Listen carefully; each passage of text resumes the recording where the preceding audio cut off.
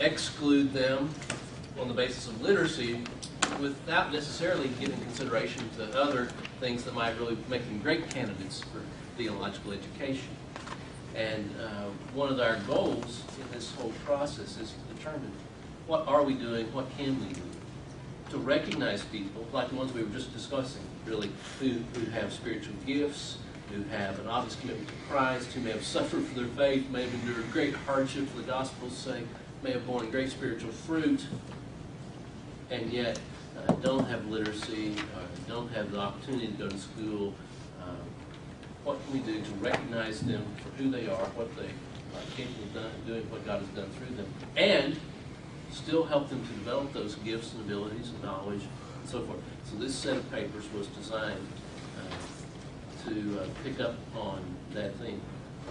Let's start with you, Malcolm. You talked about coming to your faculty position after a long period of leadership in your denomination, and you described in the paper expectations that at least the students had of you as a professor. Perhaps your institution reinforced some of them. I don't know that you said that explicitly. But you chose a radically different pattern of what it meant to be a faculty member in relationship with your students. Talk with us a little bit about how was it you decided to adopt such a different teacher-pupil relationship? Well, I went through a seminary, and I went through training. And those things I saw that I didn't like them. I came back and I saw them. So, well, I will be a fool to practice them. That does not always keep faculty members from doing so. So I tried one semester, I watched, and it was the same repetition. And then, now what I try to do now is, at the beginning of every class, every session, I have the seminary objectives.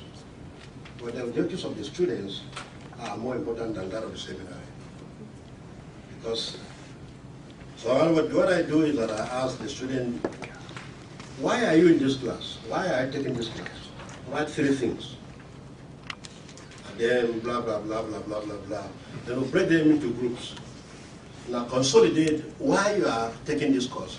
Consolidate your ideas. So they put their own, then we now pick 3 people and say, put all the ideas together. And then after that, then I come back and I look at the seminary objectives in the catalog. And the students' objectives. Sometimes their own objectives override that of the seminary. And what does it mean for me to go to the seminary objectives and finish the coursework? And students go home, they don't learn anything. Which one is better?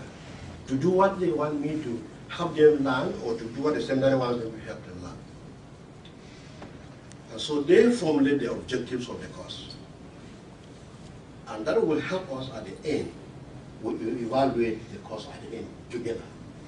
Now, you said this thing, all these things from the beginning. Now, this is the last day of the class. They will cover them. And now they now begin to ask questions. Well, we didn't do well here, or we did well here. Now, like it is an adult, it is an adult class. It's not children. I thought when I taught primary school, I taught secondary school, and when I came to a very higher level, it's very easy for me. Knowledge is within them. They have their knowledge. They just come for me to help them to discover whatever they want to discover. Not that they are idiots. They have something in their heads that I can learn. I too can learn from them. And so what I do mostly is that the classes are more like case studies. Topics for the course are more like case studies. So assign case studies for students, or break them into groups to discuss the case study, write a paper on it, come and present the paper in the class. We critique the paper together. Yes, good, bad, not. I mean, and that is all of us, we are learning together. Or student can come and present a case in the class, and we can critique him together. And at the end of it, whatever I say at the end it carries a lot of weight. Now, one of those things that they don't normally see, but they see now is when I teach Christian leadership, and at the end of it, the last topic I have it, I said, leading like Christ. Leading like Christ. So I go to John chapter 13. And there are many things that Christ did, but then I come to the end. And I will not tell them, they will not know. I have already prepared water and I have my towel. So I ask them, just remove your shoes. I say, what are you going to do? Remove your shoes. They remove their shoes. And I follow them one by one and I wash their feet. It is a moment of sober reflection. I mean, there are times many students cry. I know one student says, I can't wash my feet. Now, and I said, this is what Peter did to Jesus, right? He said, yeah. I said, okay. Can you see what Peter went through when he was going to allow Christ to wash his feet? Do you see what he went through?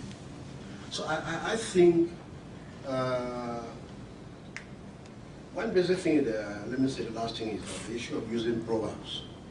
Proverbs are a statement of truth. You don't argue with proverbs. You don't say, no, it's not right. So in my worldview class, what I do is that I ask every student to bring at least 50 proverbs in their own language, their own tribe. And many of us have become, I always say many of us have become cultural bastards. I'm sorry for that statement. Some of us have lost our cultural background. So when you say, go and get 50 proverbs from your tribe, write each proverb in your own tribe, translate it into English, then look at this proverb, go to the Bible.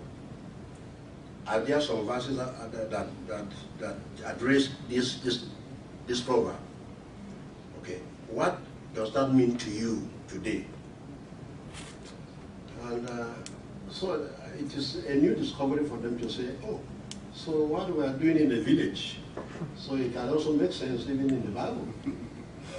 So I think the students, the Lord has helped me to help them help themselves.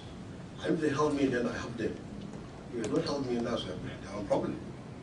And that doesn't mean that students don't fail in my class. But it is not a policy for me, because there are many teachers that they say, how will you teach a class and nobody fail? As though that is the purpose of teaching.